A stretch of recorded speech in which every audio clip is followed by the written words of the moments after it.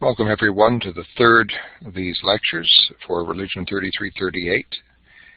This one is the first part of a series on Jewish art.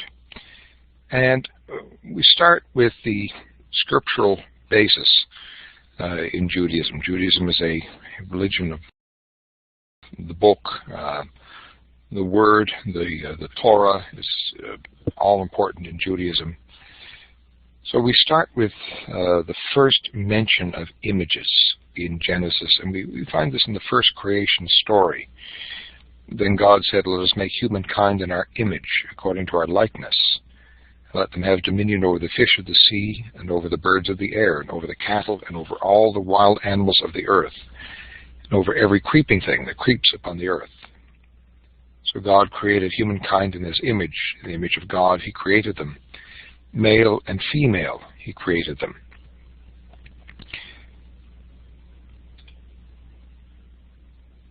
God is the image maker. Humankind is made in the divine likeness, the divine image. This is not understood in a physical sense. God in the Jewish understanding is pure spirit. God is incorporeal. So what we mean by the human reflection of the divine image is something other than God being an old man in the clouds seated on a throne with a long white beard, 2 hands and 2 feet and 2 eyes like the rest of us. The temptation to have gods that were visible was ever present among the Jews. And when the children of Israel came forth out of Egypt at the time of the Exodus and received the 10 Commandments, the Decalogue, at Mount Zion, one of the commandments specifically forbade the making of images. In Exodus 20 it says, "You shall not make for yourself an idol, whether it is in the form of anything that is in the heaven above, or that is on the earth beneath, or that is in the water under the earth. You shall not bow down to them or worship them. For I, the Lord your God, am a jealous God, punishing children for the iniquity of parents to the 3rd and the 4th generation of those who reject me, but showing steadfast love to the 1,000th generation of those who love me and keep my commandments."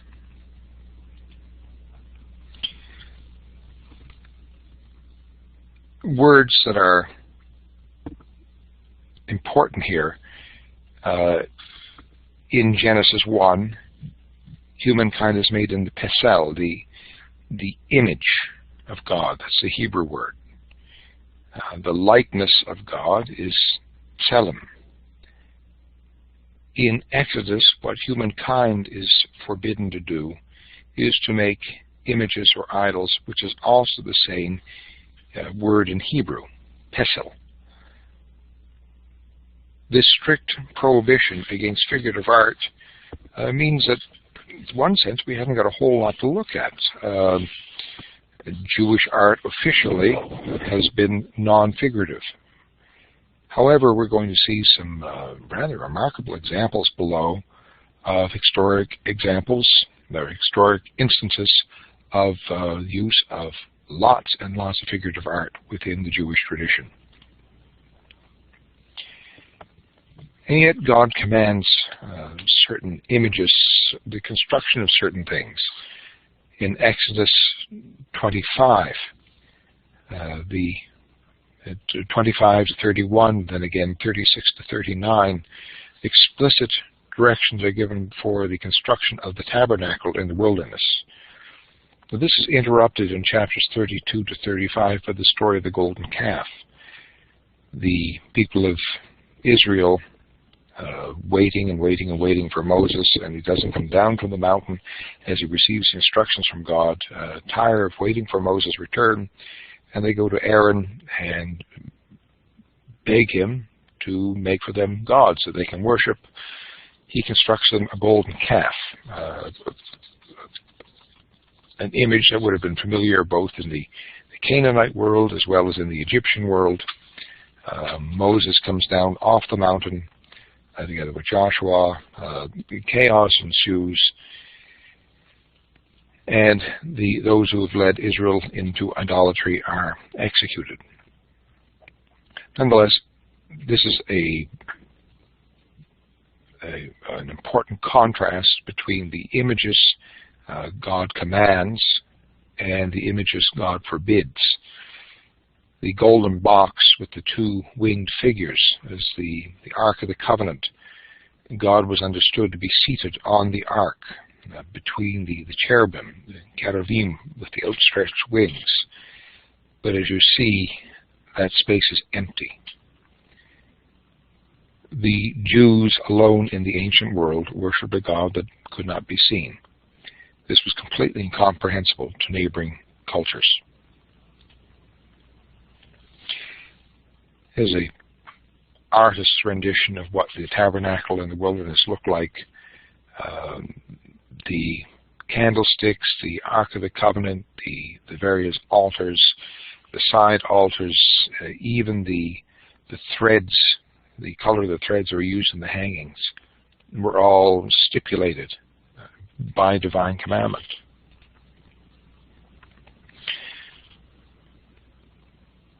In Exodus 32, Aaron makes the golden calf, as I've mentioned. When the people saw the Moses delay to come down from the mountain, the people gathered around Aaron, that's Moses' brother, and said to him, "Come, make gods for us, who shall go before us. As for this Moses, the man who brought us up out of the land of Egypt, we do not know what has become of him." Aaron said to them, "Take off the gold rings that are on the ears of your wives, your sons, and your daughters, and bring them to me." So all the people took off the gold rings from their ears and brought them to Aaron. He took the gold from them, formed it in a mold, and cast an image of a calf, and then said, "These are your gods, O Israel, who brought you up out of the land of Egypt." When Aaron saw this, he built an altar before it, and Aaron made proclamation and said, "Tomorrow shall be a festival to the Lord." They rose early the next day and offered burnt offerings and brought sacrifices of well-being. The people sat down to eat and drink and rose up to revel.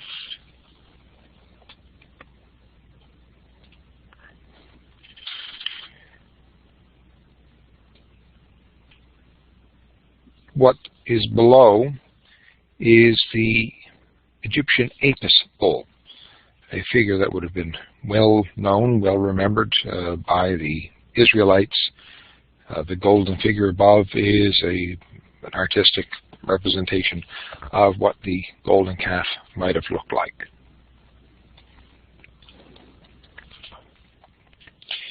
In Numbers 21, Moses commands the making of a bronze serpent. For Mount Hor, they set out by the way to the Red Sea to go around the land of Edom, but the people became impatient on the way. They spoke against God and against Moses. "Why you brought us up out of Egypt to die in the wilderness, where there's no food and no water, and we detest this miserable food." Then the Lord sent poisonous serpents among the people, and they bit the people so that many Israelites died. The people came to Moses and said, "We have sinned by speaking against the Lord and against you. Pray to the Lord to take away the serpents from us." So Moses prayed for the people. The Lord said to Moses, "Make a poisonous serpent.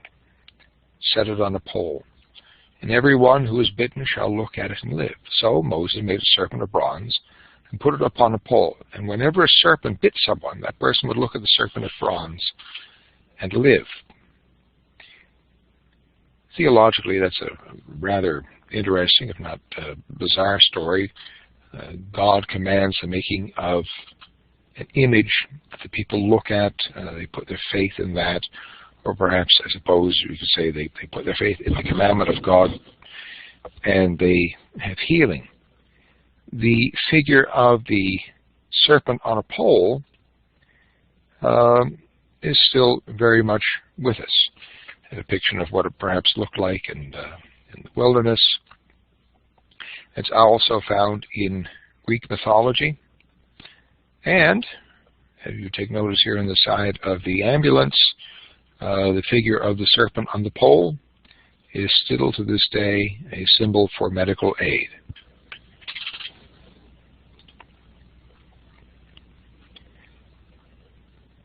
First Kings 5-8 give explicit directions for the building of Solomon's temple.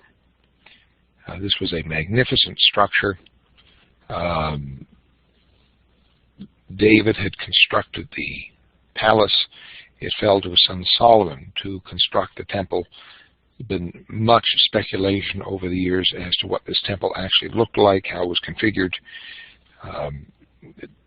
As an aside, the construction of Solomon's temple lies at the heart of the Masonic tradition.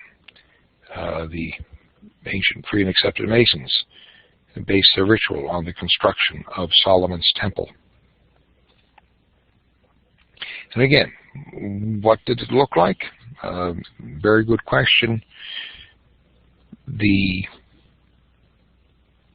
temple was a much more magnificent structure than the tabernacle, but one of the main features is that when you entered the Sanctum Sanctorum, the Holy of Holies, the most innermost part, and stood before the mercy seat where the Ark of the Covenant was laid, the space there was empty. The angels, or the cherubim, stood guard symbolically, but the throne, the seat of God, was left empty. In the 6th century, Judah falls to the Babylonians. The 10 northern tribes, which were called Israel, had fallen in the 8th century, and the people were carried off into exile. When the Persians came to power in the 530s BC, they released the various exiles from captivity in Babylon and sent them back to their homes. The Jews, as they were then called, returned to Jerusalem, which was in complete ruins. It was a shambles. The Second Temple, under the direction of Ezra and Nehemiah, was built and rededicated in the year 515. A magnificent structure. It fell to the Romans in the year 70. Was destroyed at the time of a Jewish uprising. What you see there is details from the triumphal arch, the Roman soldiers carrying the goods out of the Jerusalem temple.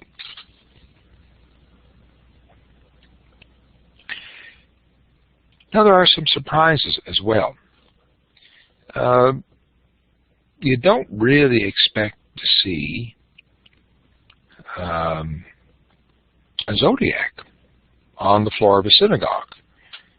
And yet that is exactly what we find. I must say some of these figures are kind of cute.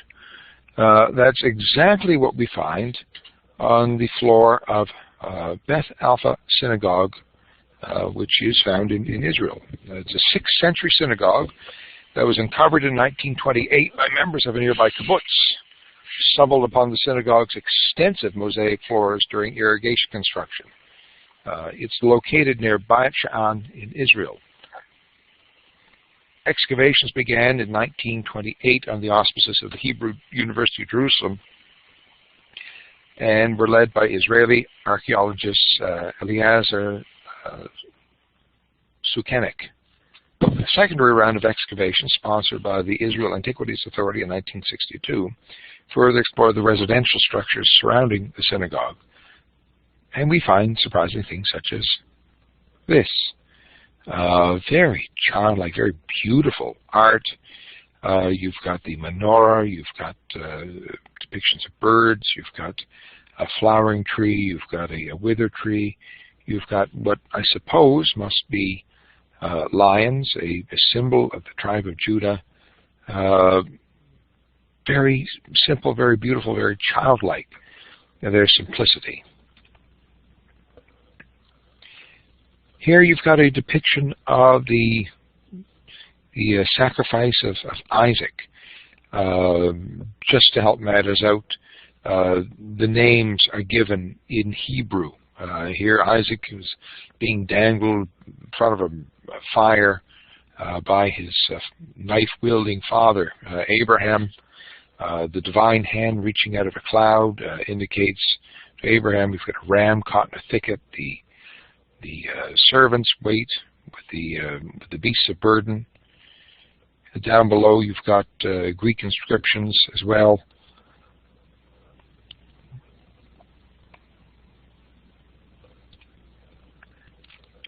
You put it all together, the mosaic on the floor looks like this: the binding of Abraham, the emblems of the kingdom on the top, the zodiac in the middle.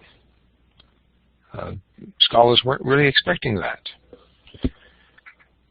Another one that's particularly surprising is the Dura Europa synagogue, which was uncovered in 1932. Now, this is in Syria.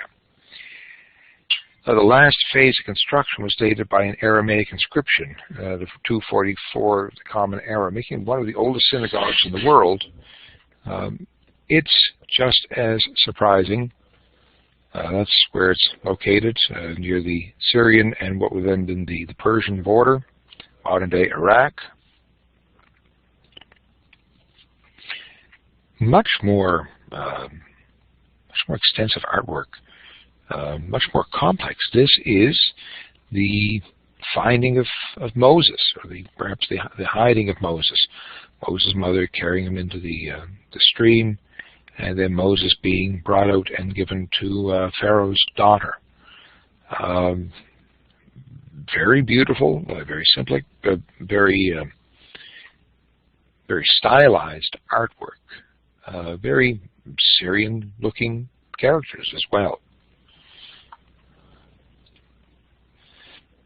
This is what the ruins looked like. What had happened was that the Persians were invading Dura Europos, and a decision was made to fill the buildings along the city wall with sand and other rubble to reinforce the city walls. It didn't work. Dura Europos fell, and the buildings were not excavated. Sand wasn't removed until the 20th century, thereby preserving the ruins and the artwork. Another view of the ruins at Dura Europos. A plan view of the city. You can see the synagogue and its front court right against what's called Wall Street, or the city wall.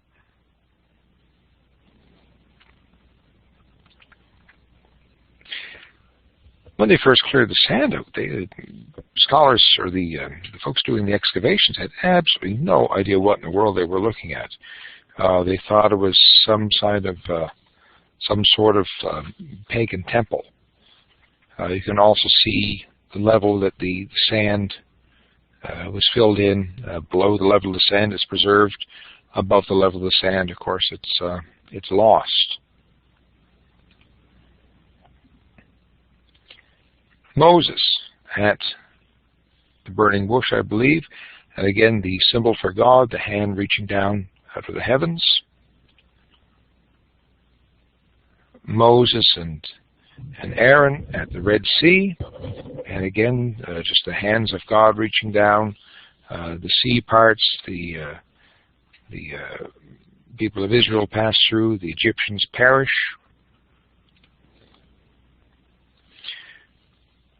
This is the golden calf. Now, I'm not quite sure how that's supposed to look like a calf, but here we have Aaron making the golden calf, and you see them bringing gold and such. Moses as an old man. Again, you've got these astrological symbols, the sun and the crescent moon, the stars. Rather unexpected. Here you've got Aaron in priestly robes, and we know it's Aaron because there's Aaron in Greek characters above his head. All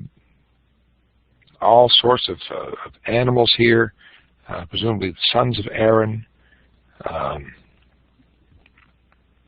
This, I suppose, is the tabernacle in the wilderness. But for a tradition that forbids the production of figurative art, this is figurative art of high quality. This is a scene from the book of Esther. Esther, the young Jewish woman who, according to the biblical book, took her place in the Persian court. This is Esther and Mordecai. If you lived on the border of Persia, I suppose the stories that kept the Persians in their place would have been very important to you. A scene of battle.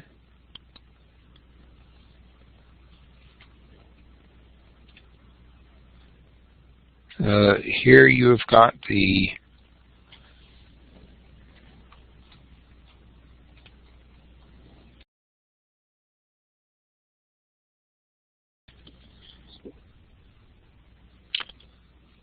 Valley of the Dry Bones from Ezekiel, for which we get the spiritual, them bones, them dry bones.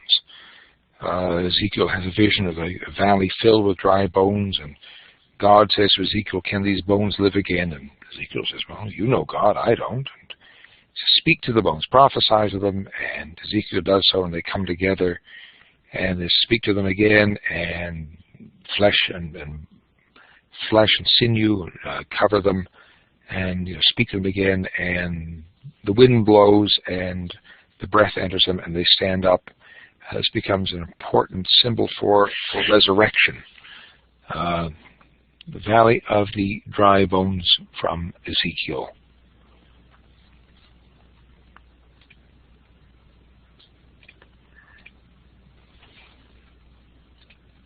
Here we have Samuel, the prophet Samuel, anointing David. There's lots of symbolism here.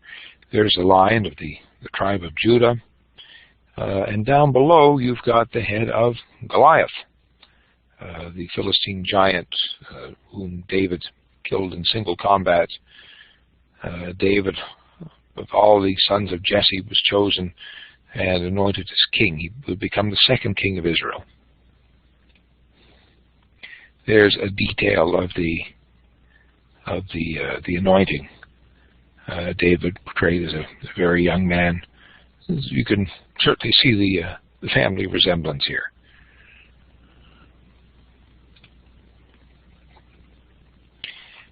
This is what we're looking at here, is the Torah niche. This is where the sacred scriptures, the Torah, would have been housed in the synagogue.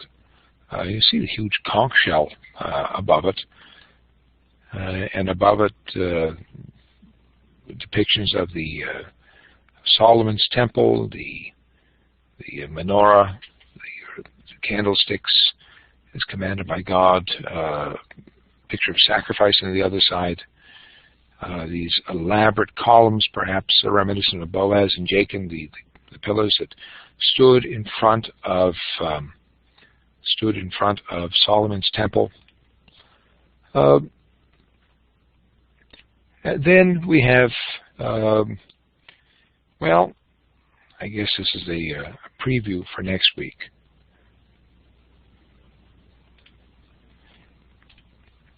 Tune in next week. We'll look at something just a little bit more modern, perhaps a little bit more surprising. We're going to encounter peacocks. We're going to encounter very modern-looking artwork. The Hebrew word in the midst of that funky-looking hand says shalom, which is the word for peace. So the next set of lectures, or the next set of slides, are on more modern-day Jewish artwork. Talk to you again in a week. Bye for now.